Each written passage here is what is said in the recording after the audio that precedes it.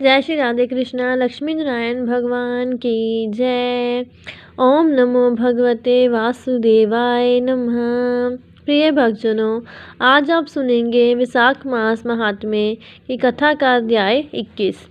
एक समय की बात है, नमोशीरण्य तीर्थ में एकत्र हुए मुनियों ने जैमिनी जी से पूछा, हे द्विज श्रेष्ठ, जहाँ लकड़ी की प्रतिमा के रूप में साक्षात भगवान नारायण विराजमान है, वहाँ पुरुषोत्तम क्षेत्र किस जगह पर है? तब जैमिनी जी ने उत्तर दिया, उत्कल जानी उड़ीसा नाम से प्रसिद्ध एक परम पावन स्थान है, जहाँ अनेक तीर्थ और बहुत से पवित्र देव मंदिर हैं। वह स्थान दक्षिण समुद्र के तट पर बसा हुआ है। उसमें रहने वाले पुरुष सदाचार के आदर्श हैं। वहाँ के ब्राह्मण उत्तम आचार और स्वाध्याय से संपन्न होकर सदा यज्ञ कर्म में संलग्न रहते हैं। सृष्टि के आदि में यज्ञ और वेद अध्ययन की प्रवृत्ति वहीं से होती है, इसलिए वहाँ के निवासी ब्राह्मण वेद शास्त्रों के प्रवर्तक हैं। उस स्थान को 18 विद्याओं की निधि बताया गया है। वहाँ भगवान नारायण की आज्ञा से घर घर में लक्ष्मी जी का वास होता है। उस देश के निवासी मनुष्य लज्जाशील, विनय, चिंता तथा रोग से रहत, माता पिता के सेवक, सत्यवादी और विष्णु भक्त होते हैं। वहाँ कोई भी ऐसा पुरुष नहीं होगा जो भगवान विष्णु का भक्त एवं आस्तिक ना हो। उस स्थान के सभी लोग परोपकारी होते हैं। लोभी, दुष्ट और शष्ट मनुष्यों का वह सर्वथा अभाव है। उस स्थान के लोग दीर्घजीवी होते हैं। स्त्रियां पतिव्रता, सुशीला, धर्मपरायणा, लज्जा और सदाचार से विभूषित, रूपवती, सब प्रकार के आभूषणों से अलंकृत तथा कुलशील और व्यय के अनुसार आचार विचार का पालन करने वाली होती हैं। वहाँ के क्षत्रिय भी अपने कर्तव्य का पालन करते हैं और वह सब के सब प्रजा की रक्षा के व्रत में दीक्षित होते हैं। दान देने में उदार और सब शास्त्रों के ज्ञान में निपुण होते हैं। उत्कल स्थान के वैश्य भी कृषि, वाणिज्य और गौ रक्षा की वृत्ति में स्थित होते हैं। वे अपनी भक्ति और धन से देवता, गुरु और ब्राह्मणों को तृप्त करते हैं। वहाँ एक के घर पर पधारे हुए जाचक को दूसरे के घर पर जाने की आवश्यकता नहीं रह जाती। उस स्थान के शूद्र संगीत, काव्य, कला और शिल्प में कुशल तथा प्रिय वचन बोलने वाले होते हैं। धार्मिक एवं स्नान दान आदि कर्मों में तत्पर होते हैं। वे अपने मन, वाणी, क्रिया और धन के द्वारा द्विजों की सेवा में लगे रहते हैं। वहाँ वर्ण शंकर जाति के लोग भी अपने पने धर्म में स्थित होते हैं। ऋतुओं विपरीत भाव नहीं धारण करती, मेघ असमय में वर्षा नहीं करते, खेती को हानि नहीं पहुंचती, हवा का भी कष्ट नहीं होता तथा प्रजा को भूख की पीड़ा भी सहन नहीं करनी पड़ती। अकाल और महामारी का प्रकोप नहीं होता, राज्य का नाश नहीं होता और पृथ्वी पर होने वाली कोई भी वस्तु वहाँ अलभ्य नहीं है। यही वह सब स्थानों में श्रेष्ठ उत्कल है। दक्षिण समुद्र में मिलने वाली ऋषि पुलिया नदी तक पहुंचकर स्वर्ण रेखा और महानदी के बीच में जो स्थान प्रतिष्ठित है, वही उत्कल है। इस पर्वत प्रांत में बहुत से उत्तमोत्तम क्षेत्र हैं। सतयुग में इंद्रमन नाम से प्रसिद्ध एक श्रेष्ठ राजा थे। उनका जन्म सूर्यवंश में हुआ था। वह ब्रह्मा जी से 5वीं पीढ़ी नीचे थे। राजा इंद्रधुमन सत्यवादी, सदाविचारी, शुद्ध तथा सात्विक पुरुषों में अग्रणी थे। प्रजा को अपनी संतान समझकर सदा न्यायपूर्वक उसका पालन करते थे। उनमें भगवान विष्णु की भक्ति थी, सत्य भाषण का गुण था। उन्होंने क्रोध और इंद्रियों पर विजय प्राप्त कर ली थी और वह श्रेष्ठ राजसूय यज्ञ तथा सहस्त्रों अश्वमेध यज्ञ का अनुष्ठान कर चुके थे। संसार बंधन से मुक्त होने की इच्छा रखकर सदा धर्म आचरण में ही लगे रहते थे। इस प्रकार वह सर्वगुण संपन्न राजा इंद्रधुमन समूची पर पृथ्वी का पालन करते हुए मालव देश में विख्यात और समस्त रत्नों से संपन्न द्वितीय अमरावती के समान सुशोभित अवंती नाम वाली नगरी में निवास करते थे। वहाँ रहते हुए राजा ने भगवान विष्णु में मन, वाणी और क्रिया द्वारा परम अद्भुत एवं उत्तम भक्ति बढ़ाई। एक दिन भगवान लक्ष्मीपति की पूजा के समय देव पूजा गृह में बैठे हुए राजा ने अपने पुरोहित से आदर पूर्वक कहा, आप उस उत्तम क्षेत्र का पता लगाइए जहाँ हम इस नेत्र से साक्षात भगवान जगन्नाथ का दर्शन करें। वैष्णव राजा के ऐसा कहने पर पुरोहित जी ने तीर्थ यात्रियों के एक झुंड को देखकर उनसे प्रेम पूर्वक कहा, तीर्थों में विचरने वाले और तीर्थों का ज्ञान रखने वाले धर्मात्मा पुरुषों, हमारे महाराज जो आज्ञा देते हैं उसे तुम लोगों ने सुना है क्या? तुम में से किसी को उत्तम तीर्थ का पता है क्या? उनका अभिप्राय समझकर उन यात्रियों में से एक व्यक्ति जो बहुत तीर्थों में घूम चुका था और अच्छा वक्ता था, वह राजा के पास आकर हाथ जोड़कर बोला, राजन, मैंने बचपन से ही अनेक तीर्थों में भ्रमण किया है। भारतवर्ष में और नाम से प्रसिद्ध एक स्थान है। उस स्थान में दक्षिण समुद्र के तट पर श्री पुरुषोत्तम क्षेत्र है, जहाँ नीलाचल नामक एक पर्वत है। वह सब ओर से वनों द्वारा घिरा हुआ है। उसके बीच में कलभ वृक्ष है, जिसके पश्चिम भाग में रोहिणी कुंड है। वह भगवान की करुणा रूप जल से भरा हुआ है, जो स्पर्श करने मात्र से ही मोक्ष देने वाला है। उसके पूर्वी तट पर इंद्र नीलमणि की बनी हुई भगवान वासुदेव की प्रतिमा है, जो साक्षात मोक्ष प्रदान करने वाली है। उस कुंड में स्नान करने जो भगवान पुरुषोत्तम का दर्शन करता है, वह मुक्त हो जाता है। वहाँ शब्द दीपक नामक एक श्रेष्ठ आश्रम है, जो भगवत विग्रह से पश्चिम दिशा में स्थित है। उस आश्रम में एक पगडंडी का रास्ता है, जिससे भगवान विष्णु के स्थान तक जा सकते हैं। वहाँ शंख चक्र गदाधारी साक्षात भगवान जगन्नाथ विराजमान हैं। वह करुणा के समुद्र हैं और दर्शन मात्र से ही सब जीवों को मुक्ति प्रदान करते हैं। राजन, देवादिदेव जगन्नाथ जी को प्रसन्न करने के लिए मैंने 1 वर्ष तक पुरुषोत्तम क्षेत्र में निवास किया। मैं महामूर्ख था, परंतु उनकी कृपा से इस समय 18 विद्याओं में प्रवीण हूँ। मेरी बुद्धि भी निर्मल हो गई है, जिससे भगवान विष्णु के सिवा और कुछ मैं नहीं देखता। इसलिए आप सदैव दृढ़तापूर्वक उत्तम व्रत का पालन करने वाले विष्णु भक्त हो, इसलिए आपके पास आया हूँ। और मैं आपसे इस समय धन अथवा भूमि नहीं मांगता, केवल इतना ही कहता हूँ कि मेरी इस बात को झूठ ना मानकर वहाँ पुरुषोत्तम क्षेत्र में निवास करने वाले भगवान लक्ष्मीपति जी का भजन करो। इस प्रकार कहकर वह जटाधारी यात्री सबके देखते देखते शीघ्र ही अंतर ध्यान हो गया। इससे राजा को बड़ा विस्मय हुआ।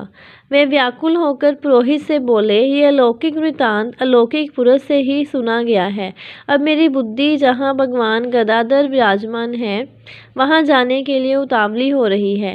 हे द्विश्रेष्ठ, मेरे धर्म, अर्थ और काम एक दूसरे के अनुकूल रहकर सदा आपके अधीन रहे हैं। आपके प्रसाद से मैंने त्रिवर्ग का साधन तो कर लिया। यदि आप इस भगवत दर्शन के कार्य में भी मेरे साथ चलेंगे, तो मैं आपके सहयोग से चारों पुरुषार्थों को प्राप्त कर लूँगा। अब पुरोहित जी बोले, राजन, मैं ऐसा प्रयत्न करूँगा कि हम लोग सहायकों सहित पुरुषोत्तम क्षेत्र में चलकर बस जाएं। जन्म की सफलता इससे बढ़कर और क्या हो सकती है कि साक्षात भगवान लक्ष्मीपति का दर्शन किया जाए। इस समय मेरा छोटा भाई विद्यापति सब देशों में घूमने वाले दूतों के साथ वहां जाएगा और जगन्नाथ जी का दर्शन करके उस पर्वत पर सैनिकों के ठहरने योग्य स्थान का पता लगाकर शीघ्र सब समाचार ले आएगा। इससे हम लोगों का कल्याण होगा। पुरोहित जी की ये बात सुनकर राजा इंद्रदमन ने कहा, हे ब्राह्मण, बहुत अच्छा, अब मैं भगवान विष्णु के समीप उसी क्षेत्र में चलकर बसूंगा। ऐसा कहकर राजा ने प्रसन्नतापूर्वक अतेपुर में प्रवेश किया और पुरोहित ने उन सब यात्रियों को यथा योग्य स्नान देकर अपने अपने आश्रम को भेजा। फिर अपने भाई को ब्राह्मणों से विस्तवाचन कराकर शुभ मुहूर्त में भेजा। विद्यापति समस्त विश्वसनीय पुरुषों के साथ पुष्प शोभित रथ पर आरूढ़ होकर वहां से प्रस्थित हुए। उसने रथ में बैठे बैठे ये विचार किया कि अहो, मेरा जन्म सफल हो गया।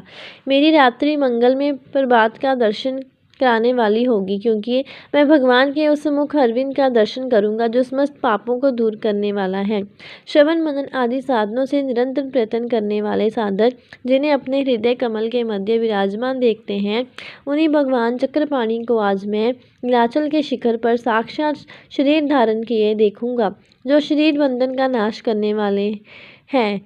श्रुति, स्मृति, इतिहास और पुराण के वचनों द्वारा जिनके स्वरूप का भली भांति निरूपण करना असंभव है, उनके उन्हीं भगवान लक्ष्मी निधि के अदृष्ट पूर्व स्वरूप का दर्शन करके आज मैं भव सागर से पार हो जाऊंगा।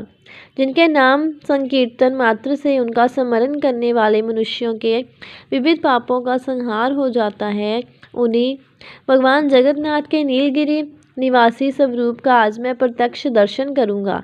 जिनके रोम रोम में असंख्य ब्रह्मांडों की मालाएं हैं, जिनके सहस्त्र मस्तक, चरण और नेत्र हैं, जिनकी निश्वास वायु से संपूर्ण वेदों की राशि प्रकट हुई है और जो सब प्रपंचों के स्वामी हैं, उन पुराण पुरुष भगवान विष्णु की मैं शरण लेता हूँ। ओहो, मेरा कैसा भाग्य है कि इन्हीं चरम चक्षुओं से मैं जगत के आदि कारण भगवान नारायण का दर्शन करूँगा।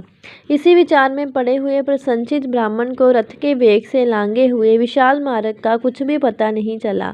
मार्ग में मिले हुए अनेकों वन पर्वत और दुर्गम स्थानों को देखते हुए वह सूर्यास्त के समय महानदी के तट पर जा पहुँचे। उन्होंने रथ से उतरकर विधि पूर्वक नित्य कर्म किया और साय संध्या करके भगवान मधुसूदन का ध्यान किया। इसके बाद रथ पर ही बैठे बैठे रात बिताई।